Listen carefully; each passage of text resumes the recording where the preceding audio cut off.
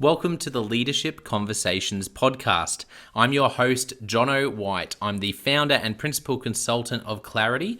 We are an Australian-based consultancy that works with leaders around the world, and our passion is to invest in people to become everything they're meant to be in order to fill the world with healthy organizations that people love to work for and customers line up to buy from.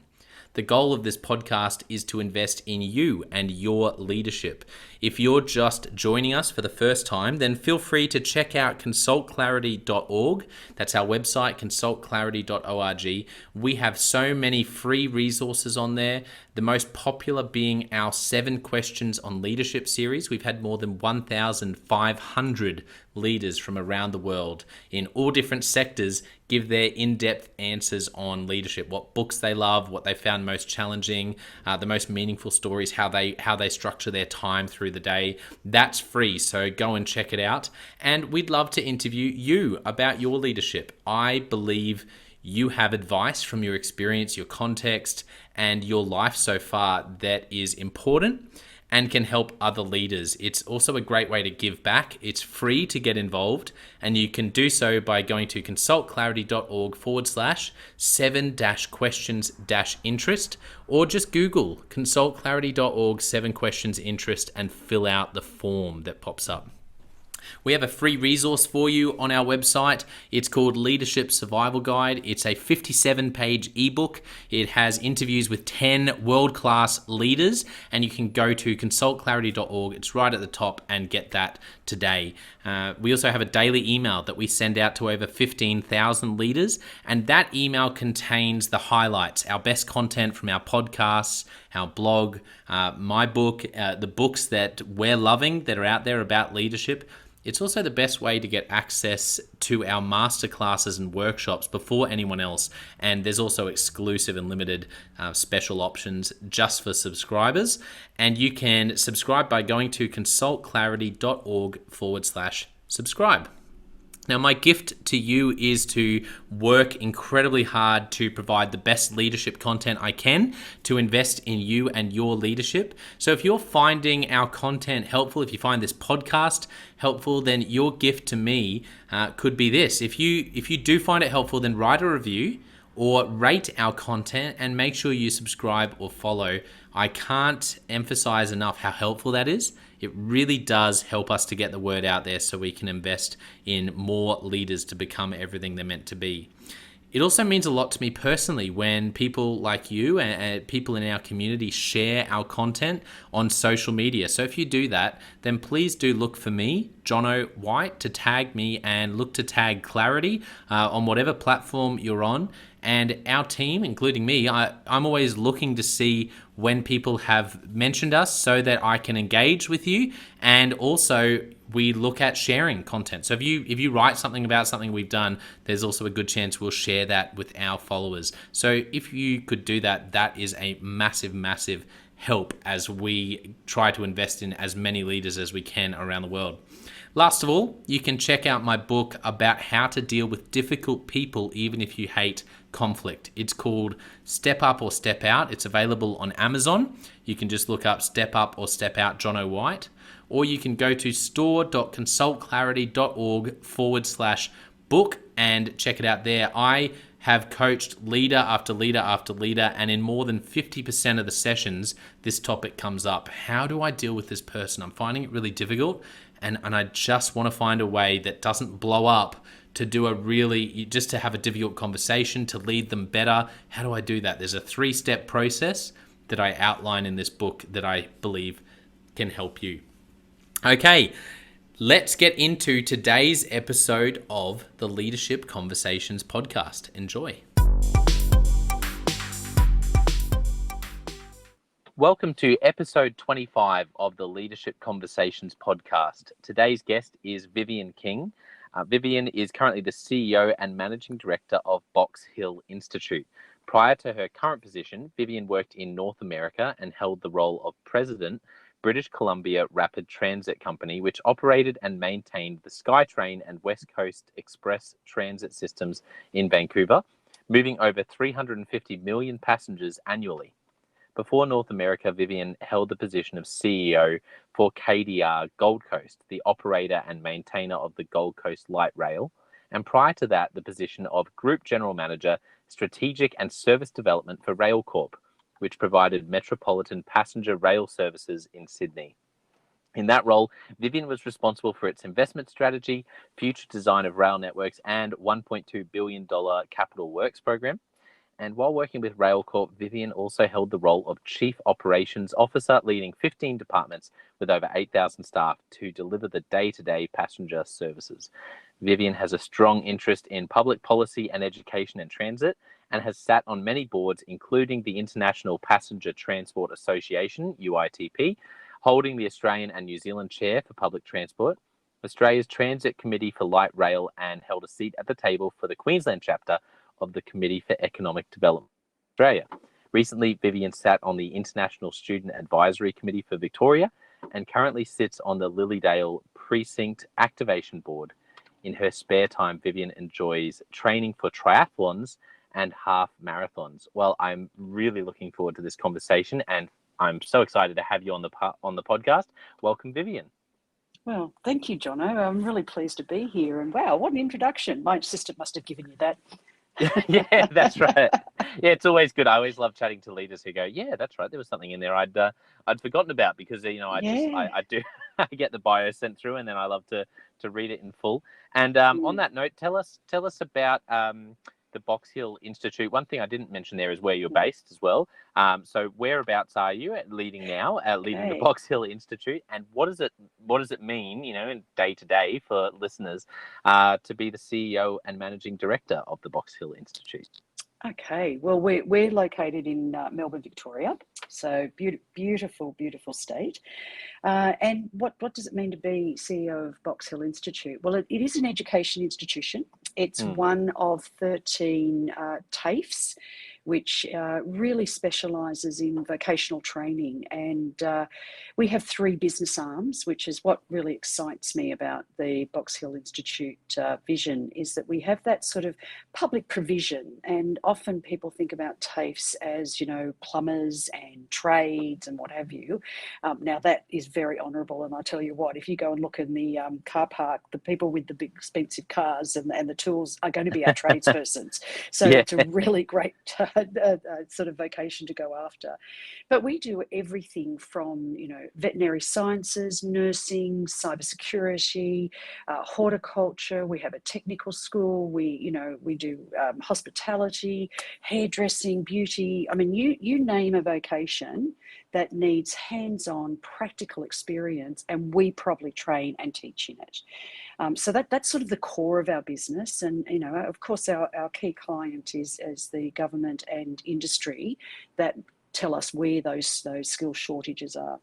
We also have an international arm, which is really exciting. And, we run a all-women's or girls' school in Kuwait, which we're very proud of because we help women get an education in that country. We have long-standing arrangements with a school in Vietnam, which is called Koto. Know One, Teach One. Amazing. And one day we might get a chance to talk a bit more about that. But we also have a commercial arm because, public policy and public provision is all about taxpayers' money. And we need to earn more money commercially to be able to feed it back into the system.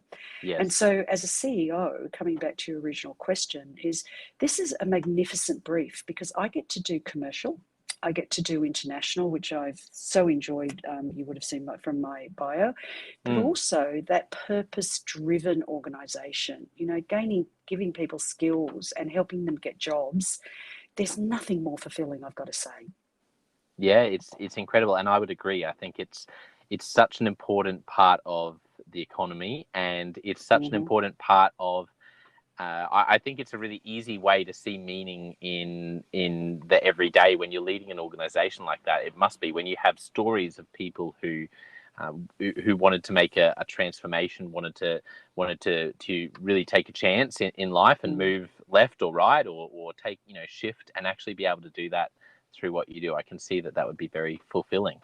It is. It definitely is. And that purpose-driven keeps you going, and linking government funds with expertise of the teachers, which are all industry trained and experienced.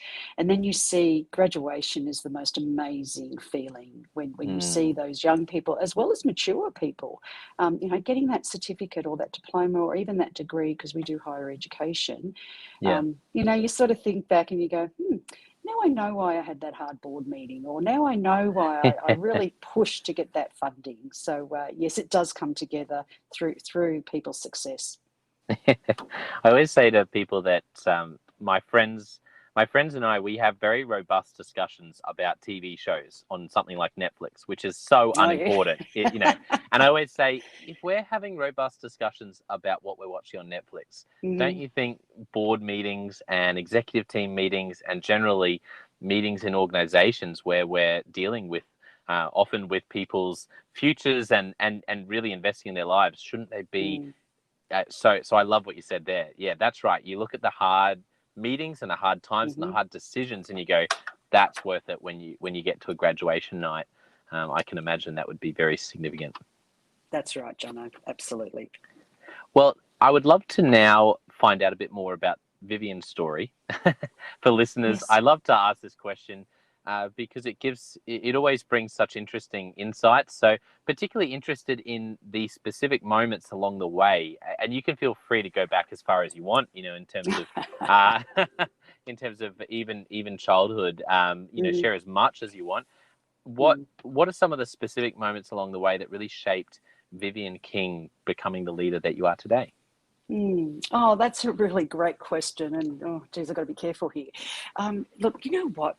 I don't know if every CEO thinks about it as they get, closer to their third chapter of life. But, will I write a book? And I thought, what would I call my book? And in the industries that I've worked in and the experiences that I've had, I think I might call it something like overnight success that took 30 years. I like that. Because, people often will say, oh my gosh, you've achieved so much. And yes, I have, and I'm really proud of my achievements. Certainly hasn't been done on my own. And, there've been people along the way. But yes, that sort of, oh, wow, you've been an overnight success. Yes, it's taken me 30 years to do that. So that's an interesting one. And I think most people's success are, at my time of life, have been built over enormous amounts of experience, falling over, getting bruised, having a few scars that still remain. Yeah. So I think, how far will I go back? Look, where did I start my career? I suppose it's in my very first job. I come from a very humble background. Both my parents were pensioners, didn't have a professional career. I was adopted, so I don't know what goes back beyond that. Wow. But I thought I would apply to be a public servant. Right. And I was able in the days of sitting for public service exams, and you sat your exam and then they sent you a letter to say, hey, you passed your exam and these are the areas that we have jobs in. Please pick one. And you'd start at the very bottom and off you go. So, of course, I picked the tax office because I decided I wanted to be an accountant. Yeah. Wasn't I wrong? And they gave me great big files and I had to go through a lot of detail, and they said to me, look, we'll sponsor you to go through uni once you do 2 or 3 years of going through this. And honestly, I thought, I can't do this. I just cannot do it. I've never been a numbers person. These days I hire fantastic CFOs that are strategic and give me guidance. And I've learned to ask the right questions. My next job was actually in health, and it was a really interesting one because I ended up being a clerk supporting a disability and occ health and safety unit of a hospital in New South Wales. And I learnt so much. I really did. I learnt about people. I think those are the days where I found out what the word empathy means. Not sure if I had a lot of it at the time, but I learnt what it was about. And to see people that were worse off than me, and that, you know, had the most amazing attitudes in life. And when you talk about the occupational therapists and the nurses, to see what they do every day was, you know, that purpose-driven seed, I think, got planted while I was doing that job. Wow. But as I, you know, sort of continued, I had a natural ambition. And so that ambition, I went off to one of, I think they were called chief clerks at the time of the hospital. And I said, look, I'd really like a management job. And I think he actually laughed at me, but he hid it really well. Okay, nice guy.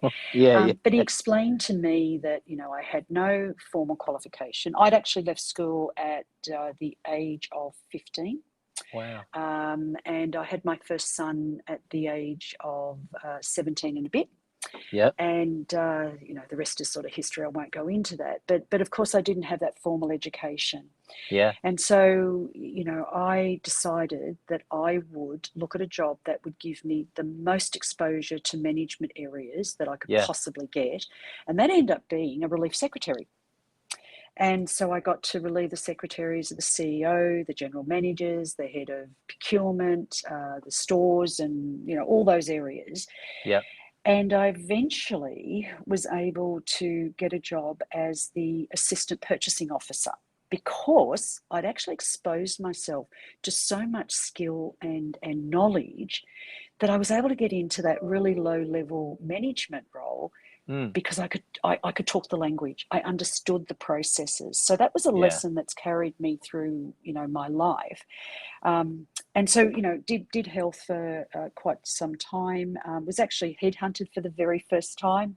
Yes. And, you know, undersold myself desperately. And I learned a great lesson there was, you know, always find out what's on the table. You know, ask the right questions, because I left thousands of dollars on the table. They didn't tell me that until about 12 months later. But anyway, that was a good lesson. Yeah, that's right. And so, yeah, that put me into change management, because I was a woman in very male-dominated areas. So if you think about stores and purchasing at that time, you know, I'm talking sort of late 70s. And that was, you know, a tough gig, because I was the young woman with no formal experience and no degrees under my belt. Yeah. But I learnt a lot, and I learnt about people, and I learnt about working with them. And I was doing human-centered design assessment for change before it was even called that, Jono. So that was great. Got headhunted, and then I saw a job for a clerk within education, and it was the Hawkesbury College Agricultural College, and it was prior to New South Wales going into federated universities. Yes. And I ended up being part of the change management team there because of my knowledge base. And again, not senior, just sitting right in the middle of a team, learning huge amounts with, you know, what education was about at the time, and, you know, processes, policies, and amalgamation. And I saw the first experience of what downsizing and amalgamation and restructuring does to people. And I've carried that for many, many years as I've moved forward, in the sense of, yes, we have to make hard decisions. Absolutely, there's no doubt about it at times, and it breaks your heart. But to actually see what it does in the mechanisms right in the middle of the machine that people forget is run by people has been just amazing. Again, another lesson learnt there was through that restructuring, they created executive officers to support the academics. And I didn't apply for any of the jobs because I assumed that every one of them had been taken. And I remember getting a phone call from a very senior person saying, Vivienne, I've been going through the applications. They close on Monday and I can't see your name.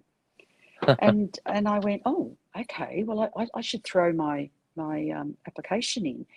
And the amazing thing was that I had my choice of which faculty I would go with, because, you know, again, by that experience, getting in, you know, into the deep end, learning, I was able to present the knowledge that maybe some people couldn't have. And so that was fantastic. How did I get into transport? I'll fast forward a little bit here because there's a lot to talk about.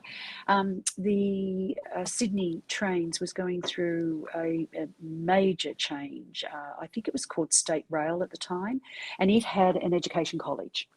I applied for a job there to head up their training division, and that was all the operational area. And oh God, I tell you what, if I had realised what I was getting myself into, I think I would have run 1,000 miles the other way. But again, this has sort of been a real theme of my knowledge base. I came with enormous amounts of experience in education, how to improve quality, looking at registration of certain courses, actually partnering with TAFEs. I can't believe that, that was so many years ago. Yeah. And yes, won the job, learned a great deal. And then, and this is the turning point, this is what got me into pure operations, was that Sydney won the Olympic bid. And I was part of the, training and design. And I remember the chief operating officer saying to me, so what do you actually do?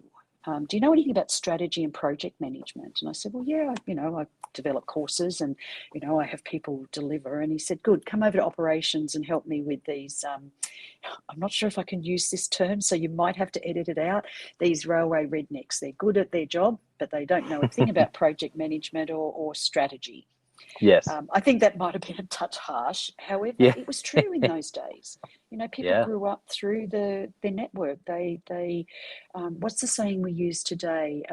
We used to have a career for life, and now we have a life of careers. And that's so true, so true.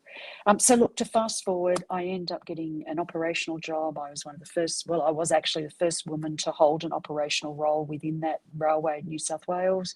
Wow. That led me to all sorts of opportunities and took me overseas and end up doing, inaugural light rail here in Australia, went over to do some bid work in North America, which gave me some incredible experience. From that, I won the role of the head of the railways in British Columbia. And then 3 years ago, a little bit more than 3 years ago, I got a phone call here in Australia asking me whether I would be open to an opportunity. And I still had family here, and they were able to entice me to talk to them. And the rest is history, and here I am as the CEO of Box Hill Institute.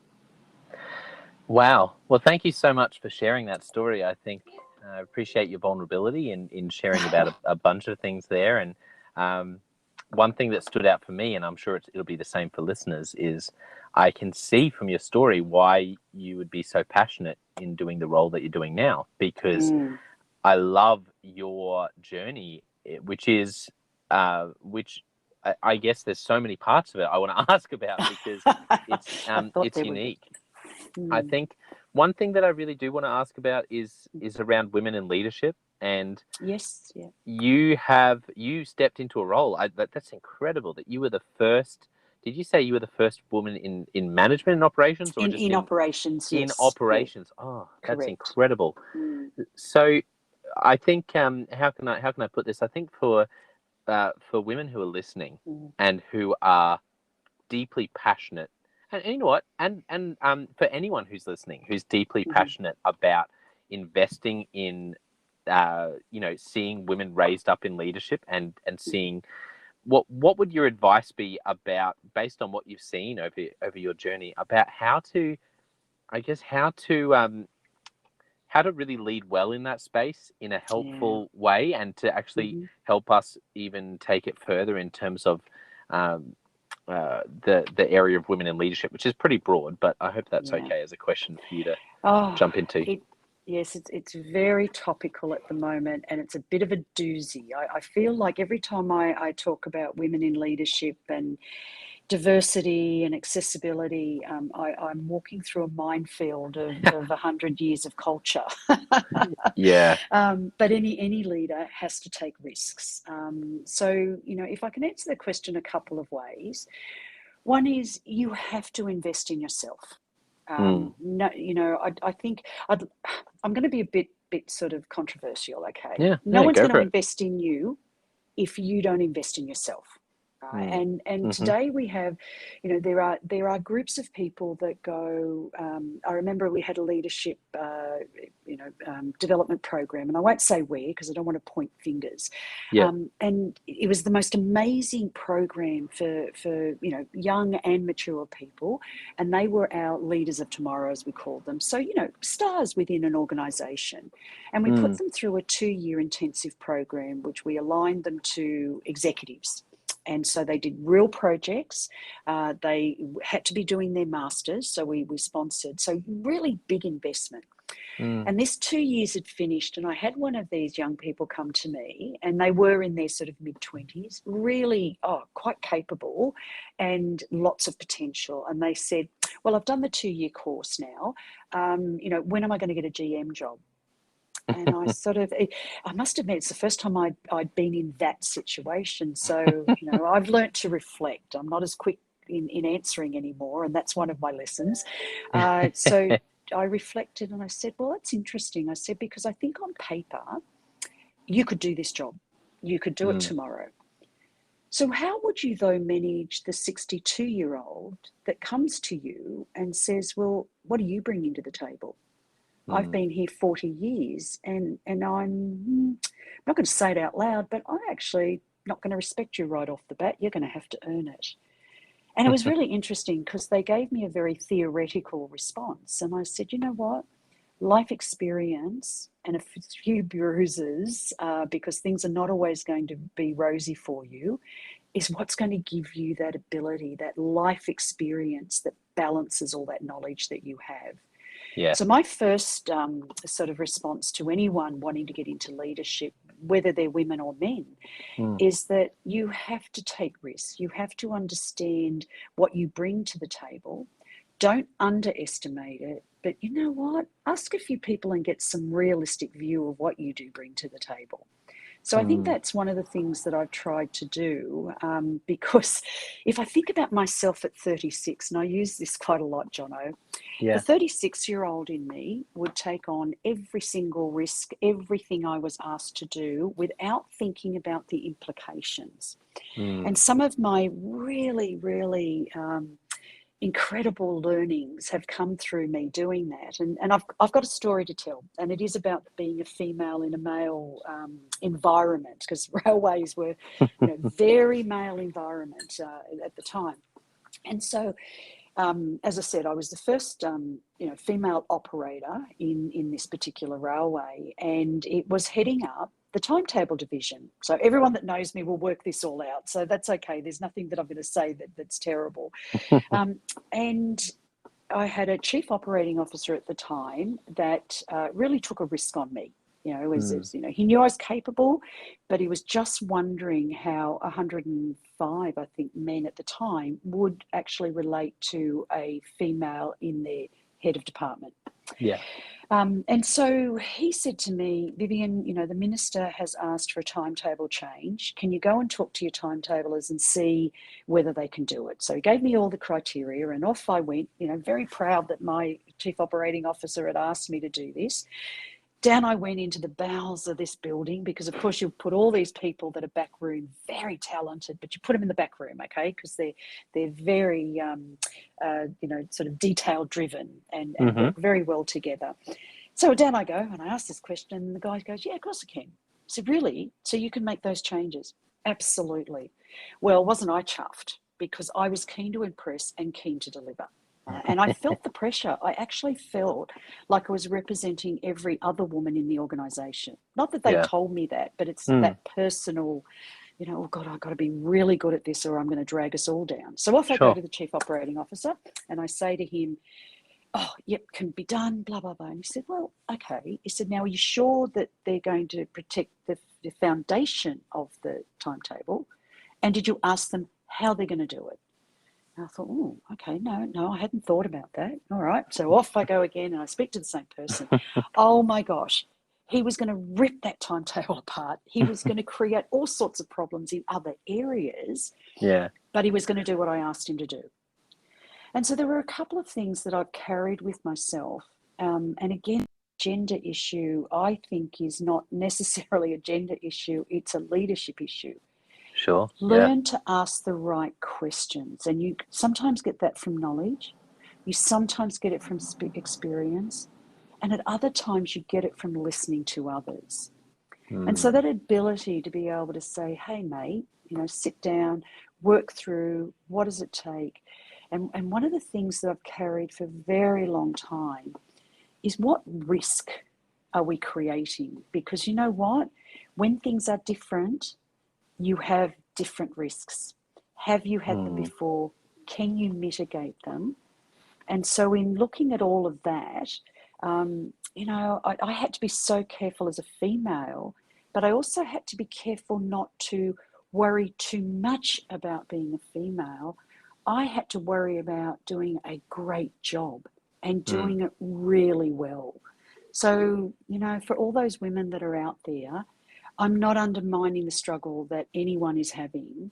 What I'm saying is, if we can try and lift ourselves out of the gender question for a little bit, look at what skills we have, what we're using, put ourselves back into that gender area, because you know what? Be proud of it, because we bring so much to that table. Yeah, I love that answer. I think there's some great principles there around investing in yourself. And I think one of the things I love most about your story is how you stepped into different arenas, even when it seemed like you weren't quite sure of the depth you were stepping into until That's afterwards. Right. But you definitely reflect that you may not have had the opportunities you had, or learnt what you learnt, which has now led to you being the leader you are today. If you hadn't stepped into those, I think that's something I'd love to ask about is, what advice would you give to leaders about how to, I guess, how to look for and how to filter what sort of risks or what sort of places to step into? Is there anything like in 2021 where you'd say, you know what, if you're a leader, a great thing to do might be to, from your experience, I don't know whether it would be moving cities or moving countries, or like it can be specific like that, or it can be more of a philosophy? Okay. Look, there's a couple of things. What I didn't mention is that I've had to step backwards sometimes, not necessarily career-wise, but the amount of time I've had to invest in myself. Even though I started off without formal qualifications, and I really threw myself into areas that I had no real knowledge about other than watching others, I did go back to uni, and I'm very proud to say I have multiple degrees right up to master's level. Now, I did that within areas that I felt I needed to know more. And so, I've got a postgraduate diploma in industrial relations and public policy, because I was getting more and more into government. And even though I worked with people that could share their knowledge and experience, I sort of didn't have that sort of, that the foundation, if you think of your life as a blanket that's been woven over many years, there were strands that were missing for me. And so I went back and I did that. And so, anyone could look at me up on LinkedIn and they'll see the degrees that I have. But I think that isn't one thing. Don't be afraid to go back and fill in some of that weaving in your blanket. So that's important. You don't always have to go and get the highest, the biggest, the most expensive either. Look at ways to gather that information. And look, things have changed. I'm going to sound very old here. Didn't have YouTube that I could just log on and do a 4-hour course and go, yeah, that's enough. I'll be able to do that. I think one of the risks that I took constantly, and look, I don't know if people picked it up or not, I was sometimes only 2 steps ahead of my bosses or 2 steps ahead of my employees. So I would be reading, I would be exploring, I would be looking at different models, and then coming back and having the confidence or the ball to look like I knew it all. And I certainly didn't, I can assure you. I think we call that confidence these days. But always making sure I had that foundation. I think the other thing too is understanding what that risk might be, because I made myself a note here and I said, I think you asked me a question about, what was this specific moment that had, significant impact on shaping me into a leader. And one of them that I think I sent back to you was when I realized that saying yes to everything came with risks. Yeah. Because I didn't understand. And I don't need to own every activity to control it or to be able to influence. And so, as we learn and as we go through the advice I would give to people is don't just say, yes, I'll do it because you want to be the go-to person. Say yes to those things that you can manage the risk effectively, or you can get help to manage that risk. Because one of the things that in doing that, I've learned that I can influence better. And as the years have gone by, I've realized that the ability to influence is so much more effective and powerful and much more impactful than formal authority or power that comes with a job. Yes. And what I mean by that also is that when we come into a room as a leader, right, if you're a reasonable leader, even if you're not such a good leader, people will behave in a particular way, right? So they'll behave hopefully respectfully, professionally, that type of stuff. But if you're not influencing them, as soon as you leave that room, they've gone back to whatever they do when you're not around. But if you've influenced someone, it doesn't matter if you're in the room or not, because they know that that's the behavior expected or that's the way we work here. And so I think, managing that, what risk shall I take on? How do I manage that risk? How do I then make us better at what we do? Therefore, you earn respect rather than demanding it. And when you earn respect, you actually can influence. And so that would be the most powerful lesson and advice that I would give anyone, no matter what genre they're in, what arena you're going into. And then the last part of your question was, would I give anyone advice of where to look?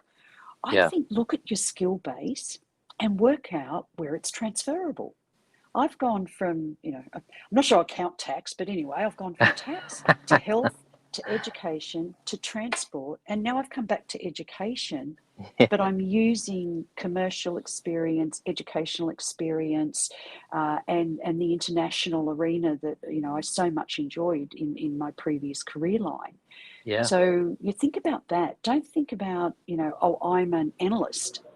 Well, wow, you could be in banking, you could be in health, you can be in city design, you can be in transport design. There's just so much. Don't corral yourself. I think that's more my advice than where you should go and look.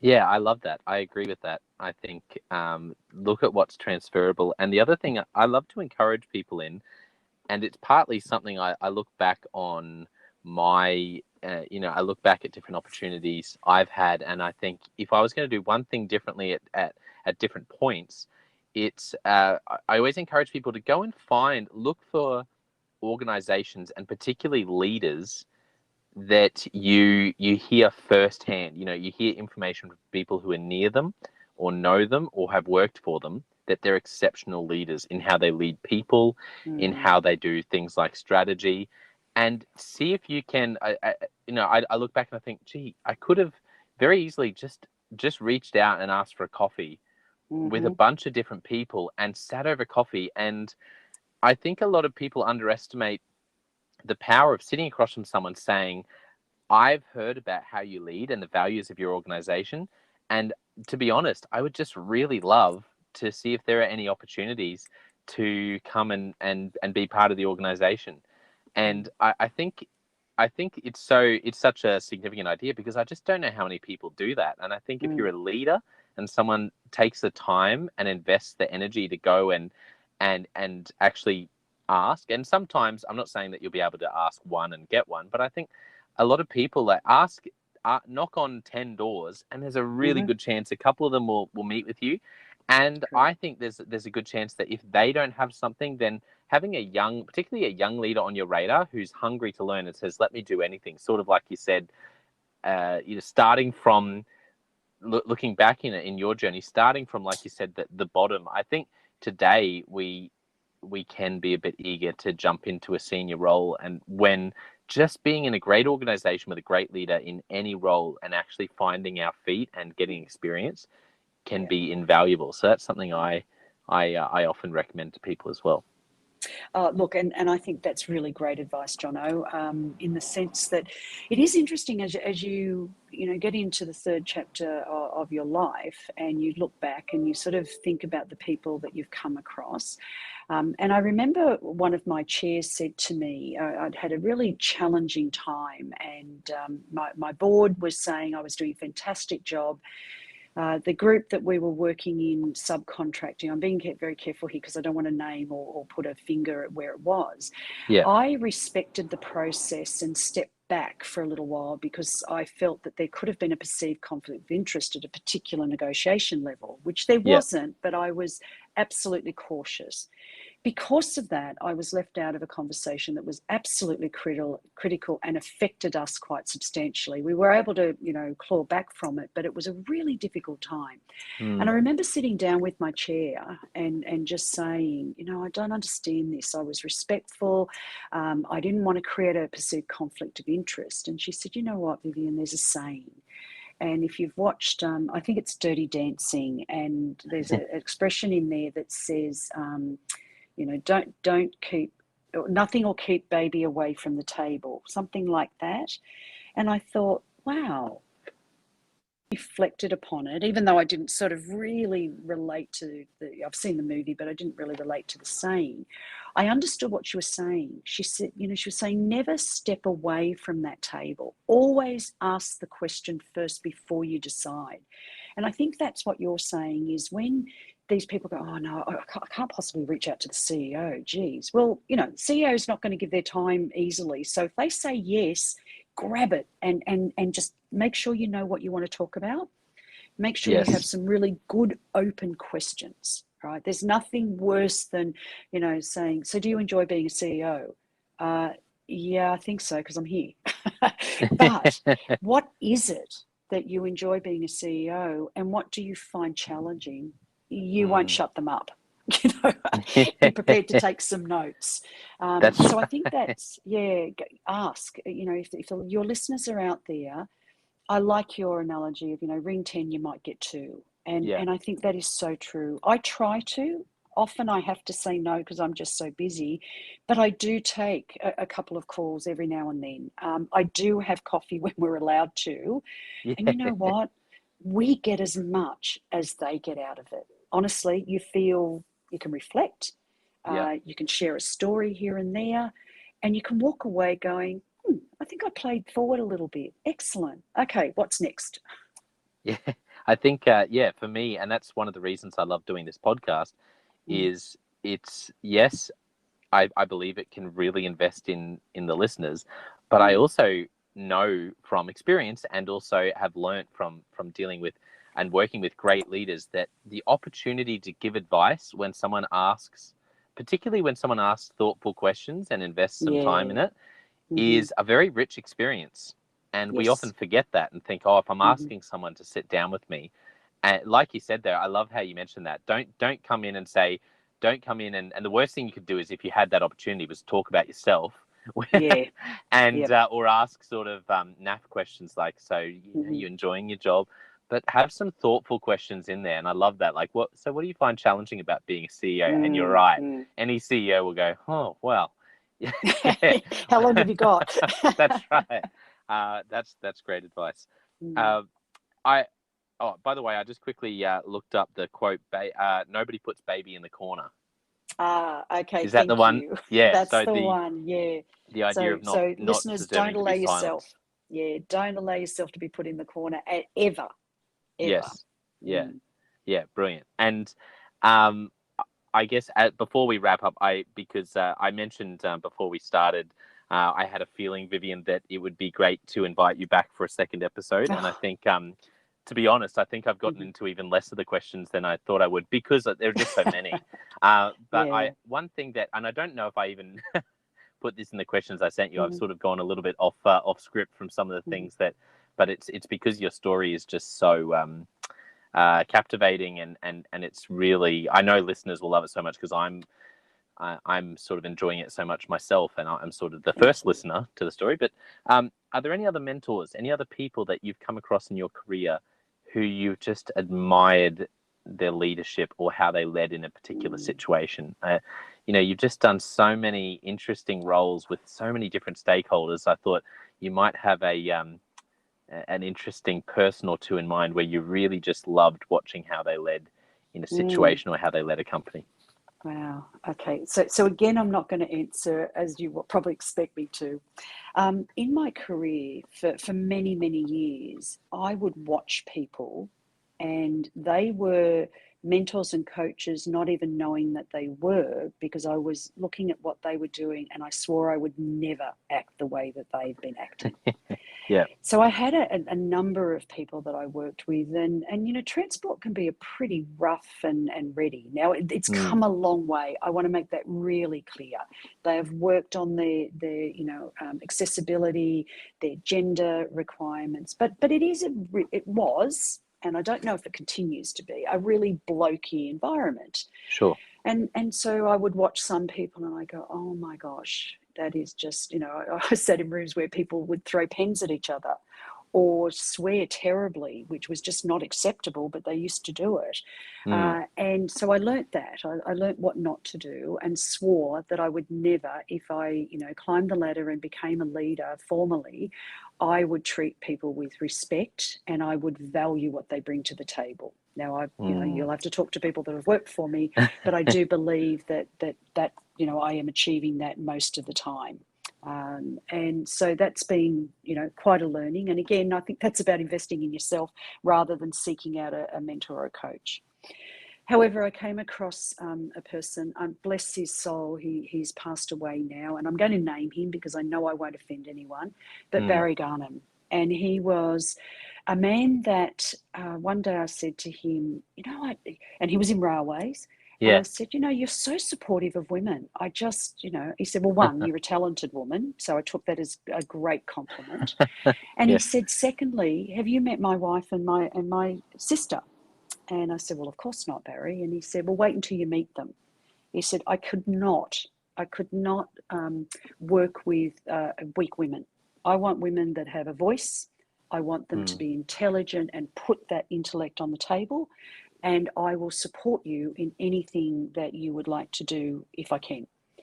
Now, he was probably the first man that actually voiced that type of support. Now, I am still in contact with his wife, and oh boy, she's strong. She's a Texan. She's tiny, but she's big, and an intelligent woman that was just so supportive of myself. Look, I'll be remiss if I don't talk about my husband. Honestly, he has been my biggest fan, my biggest critic. He has, given up his career when I went to North America to follow me for my dream, and never once did he complain. Wow. What he does do is he would say, Vivienne, I think your feet are a bit off the ground at the moment. And there was a perfect example many years ago, and I don't think he'd mind me sharing this. So I'm saying, because he's been a great coach and mentor as well as a lifelong partner. I remember one day the phone was ringing at home. For those people that remember landlines, and I walked past the phone. I don't know what got into me, and I looked at him and I said, "Can you get that?" And he turned around. He said, "I am not your bip bip secretary." And I thought, oh, okay, I've got a little big for my boots. So I think in the sense of, naming Barry, I would name him even if he hadn't passed away. He was very much that, wow, guys can actually support women. Incredible. And that was the first time that I'd heard it articulated. Right? And he lived by that. He was fantastic. And then, I have a husband that often we talk about our husbands being supportive and good partners and that. But as I said, he is my biggest fan and my biggest critic. And he is the one that keeps me grounded. We talk things through. Sometimes I take his advice and sometimes I don't. And sometimes I wish I did. And sometimes I'm glad I didn't. That's great. So, I can't really name anyone. I haven't been lucky. I haven't had a lot of mentors or coaches. Yeah. I've had to take those risks, invest in myself a great deal. What I would say to your listeners, though, is I do believe things have changed, and the value of a coach and a mentor is seen and it is Yes. invested upon. So if you get the opportunity, I would say absolutely grab it, go for it, and milk that relationship as much as you can, because that's what it's about. It's not about, oh, I can't ask or what have you. If you've been given a coach or the offer of a mentor, it's because they see something in you and they want to help. So that's the way that I would answer your question, Jono. That's such a wonderful answer. I have a few things I just want to point out from what you've said that's so rich. The first thing is what I think it's great encouragement about getting a mentor. And the second thing is I love how when you mentioned Barry in your story, and what Barry said to you so prominently was Barry's wife and Barry's sister. And then in your story you talked about your husband and how much of a support he's been, your biggest fan and your biggest critic. I love that. I think that just says to me, and I would encourage people about, obviously we're talking about family there, but the people you have around you in your close circles. I love how formative that must have been for Barry to have these strong women that really impacted him and obviously played a part in him being such an incredible leader, which would have been very countercultural for him to be speaking up so much then. And the other thing, though, I got from that answer, Vivienne, which I loved, is those listeners who might be going through a really tough time. Maybe you've got a leader that you're leading up to and you're really struggling. In those moments, it's very hard and can be very, very discouraging. But I love that your reflection across your whole career started with, well, there's a lot of times where I saw what not to do. Yeah. And as much as we say that, sort of glibly, here or there, it's so true that if you're in one of those really challenging situations, and I've struggled to have this perspective in the past when I've been in a, where I felt like I was struggling, but you probably are going through one of the more formative seasons and helpful. It doesn't feel that way, but I think that can be an encouragement that when you are in a challenging situation or leading up to someone where you're really struggling, is one of the reasons to persevere and to turn up tomorrow and keep going, in that role, is that it's likely you will learn so much from that experience around what you said, what not to do. And absolutely. And it can shape, it can honestly shape great leadership down the track that you'll look back and go, well, the seed for that I'm so passionate about started there in that really hard season. Could I add one more thing to that? Because as you were speaking, I was reflecting on Barry. Yeah. Yes, please. Yeah. This was a really telling point, and I went home to my husband and I told him this. One of the things that really impressed me with Barry when I was working with him, he was always calm. Like even in the worst of times, I'd go to his office and I'd close the door and I'd rant and rave. Like he was a great sounding board. Yeah. And he'd say to me, "Do you want me to do anything?" And I go, "No, I just want you to hear." And he'd guide me with, the little gems that he had.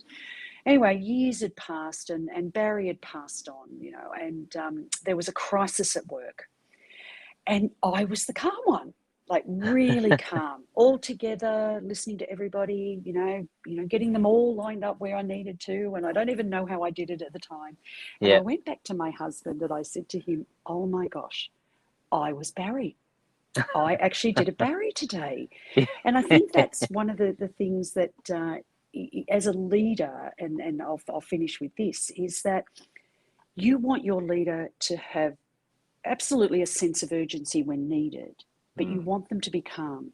Yeah. If your leader is running around, stressed, can't form their ideas, can't articulate where we need to go during a crisis, just imagine how that is exacerbated as each of your direct reports and their direct reports react to it.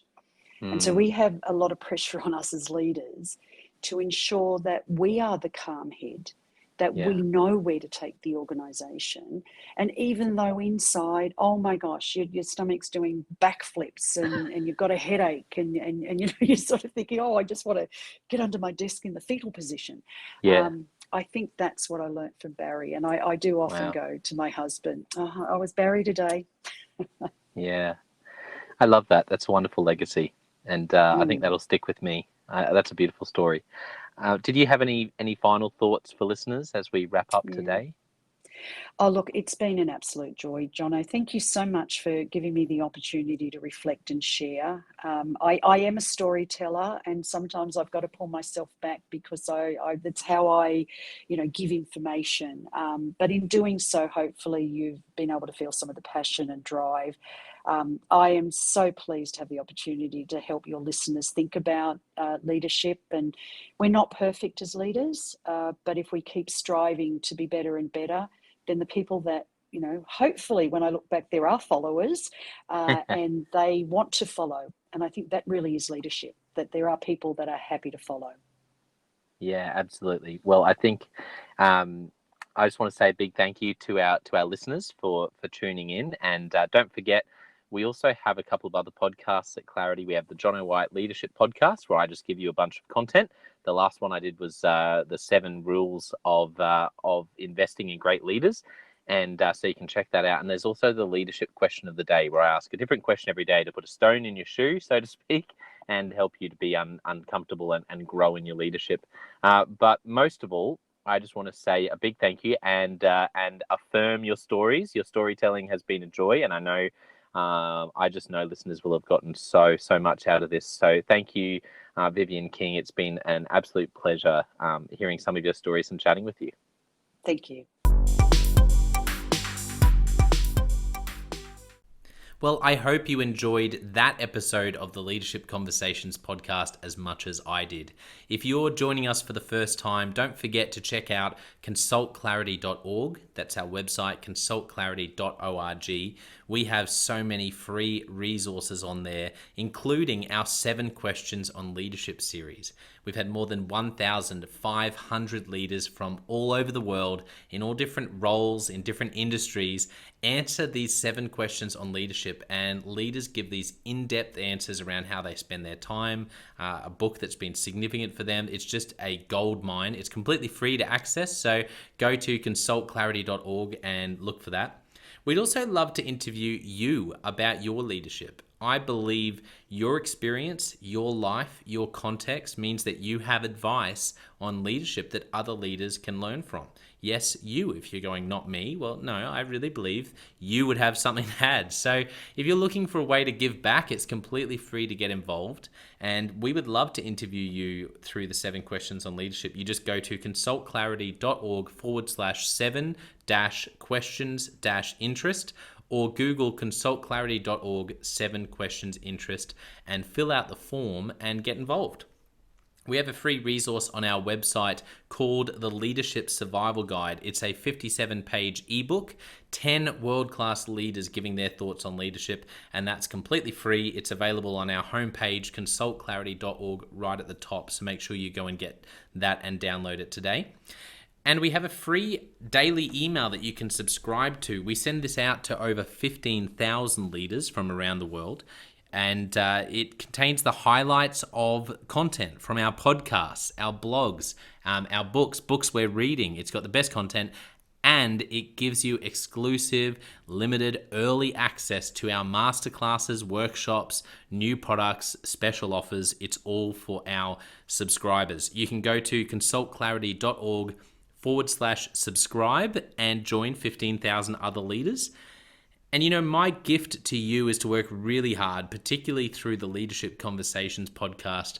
I have been blown away by the quality of the leaders, and I'm learning as much as anyone in doing these interviews. So I'm having a great time. And my gift to you is to keep lining up the best leaders I can to invest in your leadership. Your gift to me, if you're finding this helpful, there is something that you could do that would help us out massively. And that is to write a review and to leave a rating for our podcast or wherever you're watching or listening to this. I can't tell you how much that helps us out. Also, subscribe or follow. It really does make a difference in helping us to help more leaders become everything they're meant to be. Another thing that means a lot to me personally is when I see our community share our content. So if you do share this or any other piece of content on social media, then thank you, and please do that. And look for me, Jono White, or Clarity, and tag us in your post. Our team is always looking for posts to engage with from our community, and there's also a chance that we'll share your content to go beyond and share it with our followers. Last of all, you can check out my book. It's called Step Up or Step Out: How to Deal with Difficult People Even If You Hate Conflict. I wrote this book because 50% of the coaching sessions I have with leaders, this topic comes up again and again and again. And it's this idea of, how do I have this difficult conversation? How do I lead this person better when I'm finding them difficult? Or in some cases, you look and you say, I think I might be leading a difficult person. They're just quite difficult to lead, or I'm finding them quite difficult to lead. So there's a 3-step process that I unpack in Step Up or Step Out. And the amazing thing, and I've literally done this myself, and I've heard it anecdotally from other leaders as I've coached them, is that if you follow this process, you will see that person step up and change their behavior or make a decision, which is to step out some of the time. 95% of the time, people will step up or step out in just 4 weeks. And I stand by that. It's you have to read the book to understand, but I really do believe in it, and I've experienced it firsthand. It works. So you can go to Amazon, look up Step Up or Step Out Jono White, or store.consultclarity.org/book. Well, thank you so much for listening. We're going to be back with a new episode next time of the Leadership Conversations podcast. And I hope today has helped you to take another step towards becoming the leader you're meant to be. See you next time.